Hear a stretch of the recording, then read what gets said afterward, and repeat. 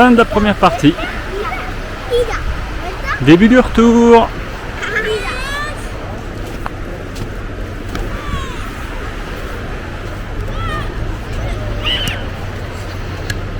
Voilà, un super dîner au restaurant du casino. J'ai bouffé pour deux, m'a dit le patron. 2 plats, 2 desserts. Allez. On dira que ce soir c'est le 2e départ. Et je repartirai de mon logement là, qui est loin en ville sans repasser par la plage parce que c'est long. C'est à 4 km donc ça ferait 8 km aller-retour que de repasser ici demain soir. Quelque chose comme 12h30, un peu plus peut-être. Donc je voulais partir vers 9h faire quelques courses en chemin, y aller tranquille. Mais en fait il pleuvait. J'ai eu une bonne longue conversation super sympa avec ma jaugeuse Daniela, bulgare, installée à cheval entre Espagne et France. Bref, super sympa. J'ai eu le temps de partir, faire mes petites courses. Me voilà en chemin. Je fais un redémarrage très très doux. J'ai racheté le plein d'alcool. J'ai laissé le reste de la bouteille à ma logeuse. Nickel. Je viens de me gaver de chocolatine. Bon, à la margarine, pas top, mais c'est pas grave. Le but c'était de me gaver. Un bon yap à la framboise. Plein d'énergie. Et c'est parti pour la retraversée des Pyrénées.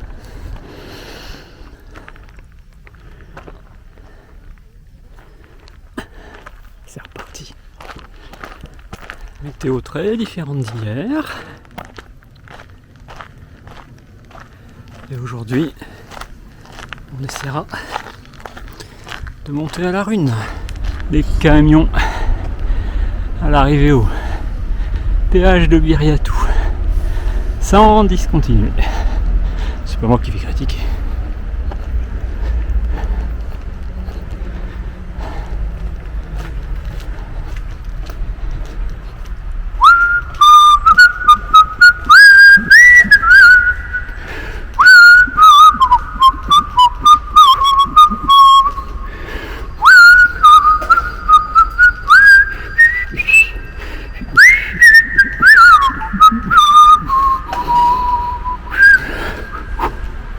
Pardon pour la fausse note. Le plein d'eau au petit cimetière de Biriatou. J'ai pris 1,5 litre. Ça devrait sans souci me faire tenir jusqu'à Ibardine. On y va tranquille.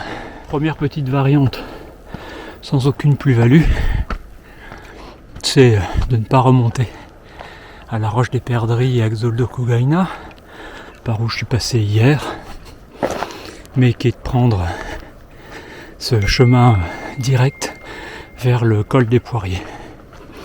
Ça fait juste gagner un petit peu de temps, et c'est juste pour pas retourner sur mes pas d'hier. Andaï-Irun s'éloigne, et on a une petite source là. Utile, je pense.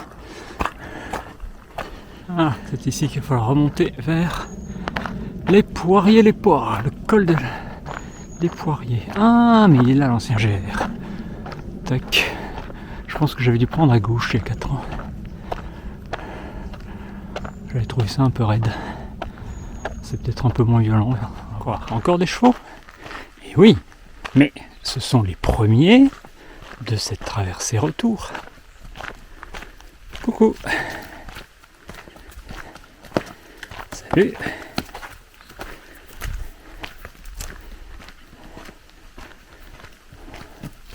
Bon, faut pas avoir peur. Hein. Je vais pas vous manger, pas tout de suite. croire que les locaux l'ont bouffé, ils ont laissé que les fringues.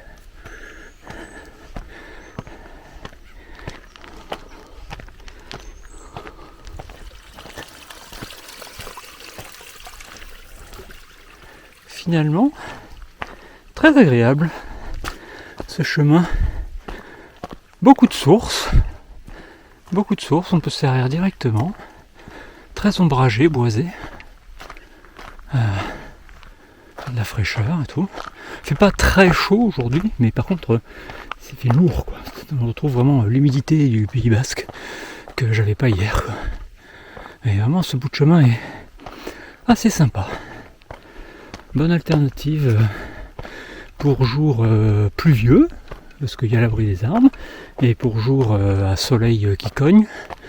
Voilà, le défaut, c'est que il y a moins de vue. Par Xol de Kogaina, la vue est sublime. Et oui, vous l'avez vu hier. Me voici revenu au Poirier-les-Pois avec ses multiples places de bivouac. Mon québécois, évidemment, n'est plus là. Ce sera marrant, c'est de voir si je peux le rattraper avant que GR10 et HRP ne se séparent. Allez, direction Ibardine. Ah, c'est drôle, hein, je suis déjà en train de le voir s'éloigner. Bien ensoleillé là en bas. Tandis que moi, je vais vers une zone où temps lourd, humide, orageux. Par endroits, les temps sont agressifs. C'est très désagréable. Alors, en haut de la crête de Biscartso, depuis les joncs, les Poas, là, qui est le petit col là en dessous. Donc, autre variante, au lieu de prendre le GR10, un excellent chemin très joli en balcon que j'ai pris hier depuis Ibardine, je vais aller prendre la crête de Mental pour voir si elle offre de plus jolies vues. Cime de Mental, ce qui semble être la borne numéro 9.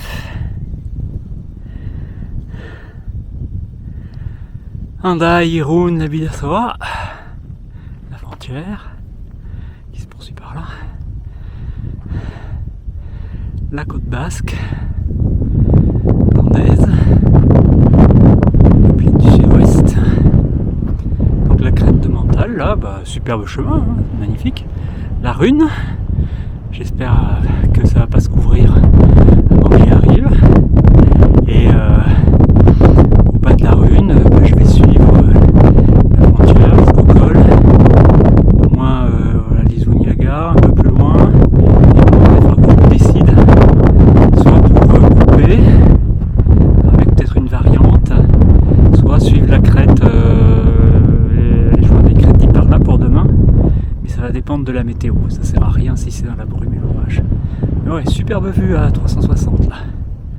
Super sympa. Et là au fond, c'est la côte cantabrique qui se poursuit. Là on voit l'angle que fait le golfe de Gascogne.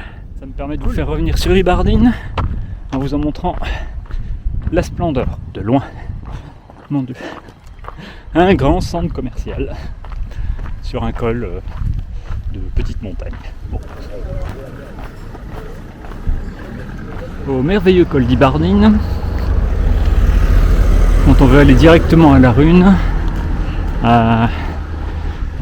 a pas vraiment de bonne variante par rapport à ce que j'ai fait hier. Je vais être un peu obligé de reprendre la même piste sur une bonne portion avant de monter à la Rune.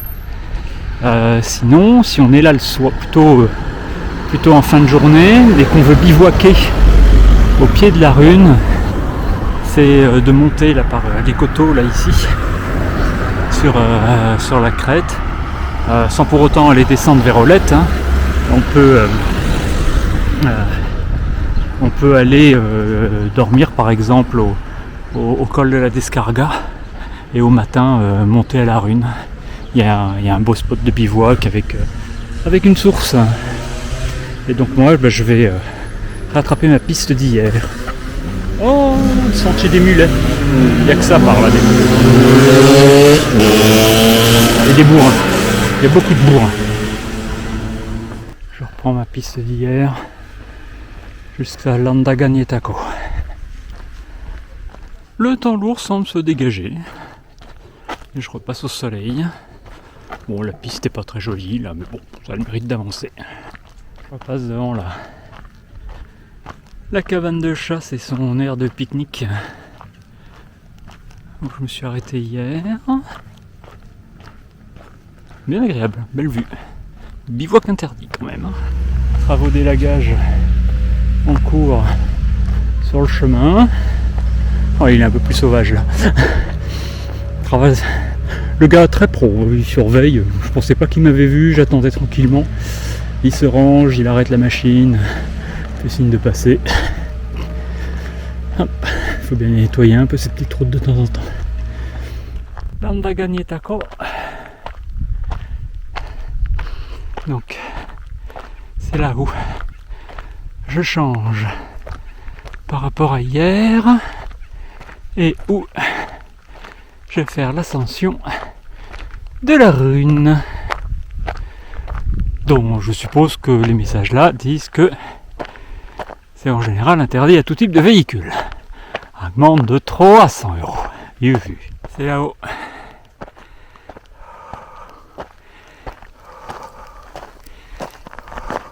Plutôt bien en jambes pour monter tout ça.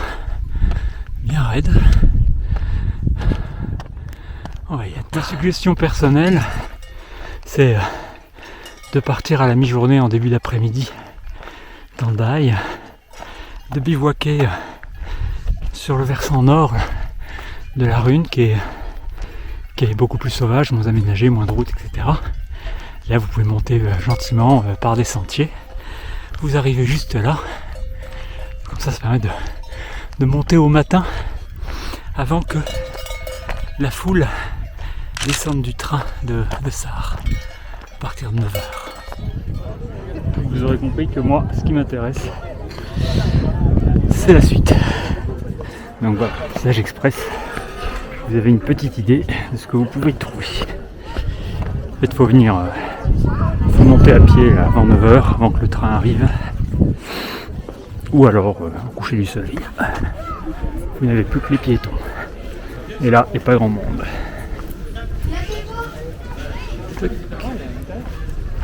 Allez, je vais me trouver un petit coin pour la pause, à l'abri du vent.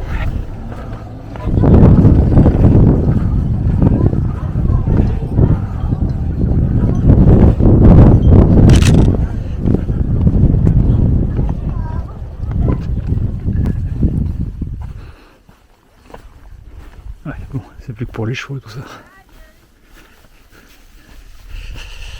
Un endroit propre à l'abri du vent. Derrière un gros rocher, si possible. À plus de 5 minutes à pied, des bars, restaurants, magasins et pissotières. Il n'y a plus personne. Et donc, je vais me trouver un petit endroit de pause tardive, parce que toute la journée est décalée. Je vais faire une petite pause café, et puis, ça va être 18h.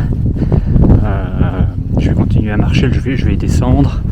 Et puis, je vais essayer de bivouaquer à peu près au niveau de l'endroit où il faudra que je me décide pour un tracé direct ou par les crêtes dit par là. Et c'est la météo qui sera l'arbitre. Voilà, petite pause dans un recoin de rocher à l'opposé du vent. Du là-dessus. Et on va descendre ici, clac, assez raide, sur la droite.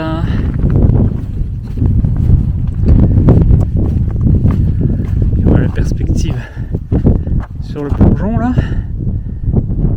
on descend dans cette direction là, un petit peu sur la droite je crois, et en face on remontera sur le petit collet qui est là pour descendre vers l'Isarieta. On va passer là tout de suite direction l'Isuniaga, on remonte, on redescend sur l'Isarieta et je voudrais aller bivouaquer sur les crêtes qui sont un peu à gauche là-bas. C'est pas très loin, je me donne maintenant 3 heures.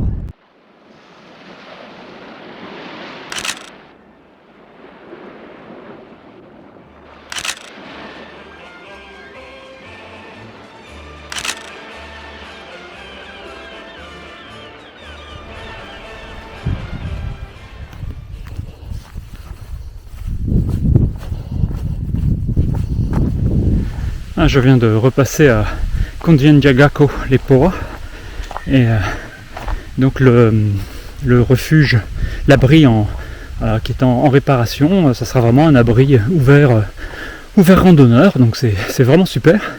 On vient de discuter avec l'un des ouvriers là qui s'en occupe, c'est un chantier bénévole.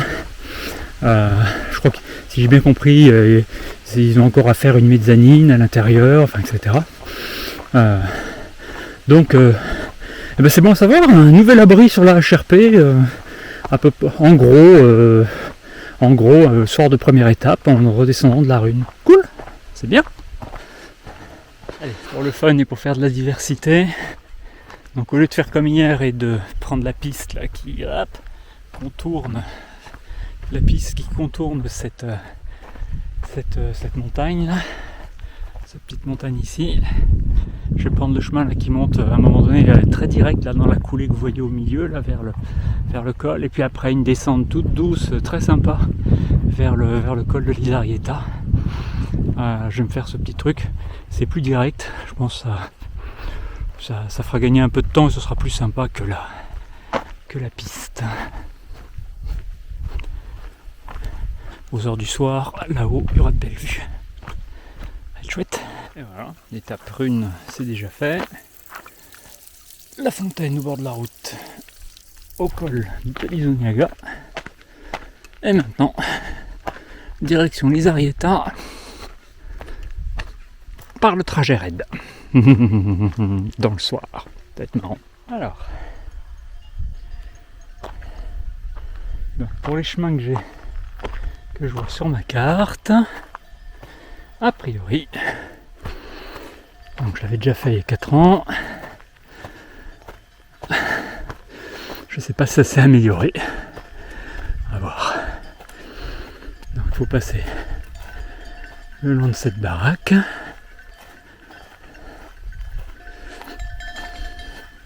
pour aller au bout de ce sentier, et quand on est sur la frontière, ça monte tout chousse le long de la frontière, un peu dans les fougères. Je vous montrerai ça. C'est pas mignon ça? Petite piste en forêt. Chemin bordé de vieux chênes.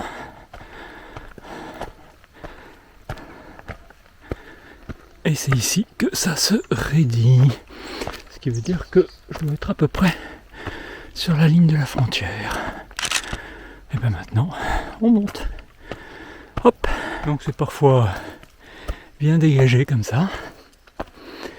Et puis parfois bien à travers les fougères et quelques ronces que les rares randonneurs à passer par là essayent de rabattre sur le côté.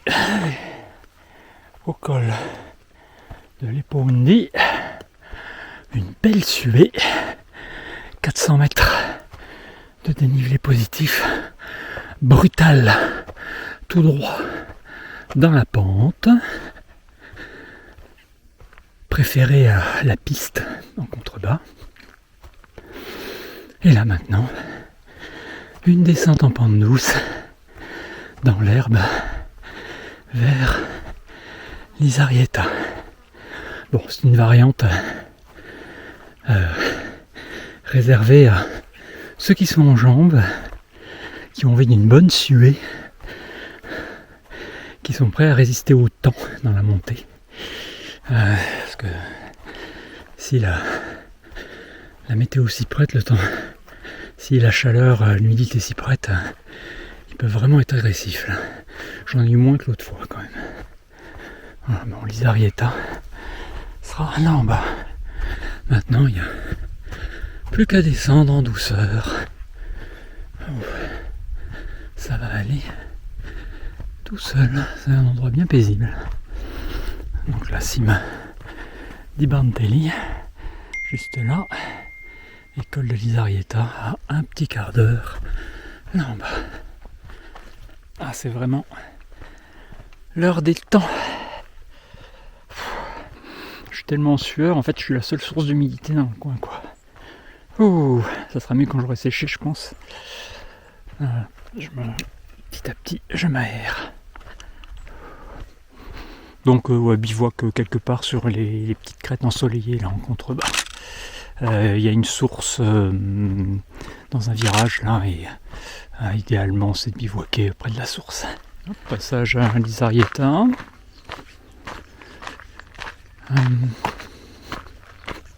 J'ai fait le plein d'eau au taquet du taquet, aux toilettes de l'Isarieta. Toilette sèche, très bien, puis un robinet extérieur, impeccable. Maintenant, donc, j'ai plus qu'à trouver le bivouac.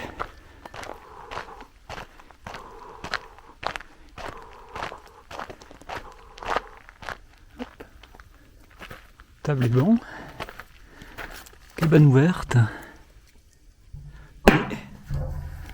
À l'intérieur, c'est quand même très sommaire, il n'y a pas de couchage et tout. Je vais regarder si je peux planter la tente juste au-dessus pour éventuellement utiliser table et banc pour dîner. La cabane en question. Caillasse. En dévers.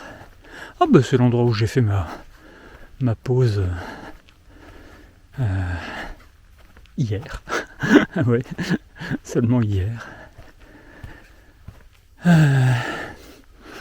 Bon, de toute façon, où que ce soit dans le coin, les chevaux sont de la partie. Il n'y a pas de mystère. Je vais me mettre par là, hein, je vais être bien. Il faut juste que je laisse de la place pour que les chevaux passent. Et puis pour le reste, ça ira bien. Je pense que toc, juste par ici, ça va être bien. Et voilà, profiter un peu du couchant. Quelques jolies couleurs dans le couchant.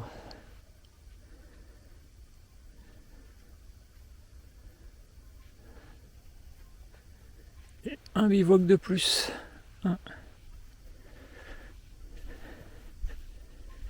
Combien en faudra-t-il pour finir ?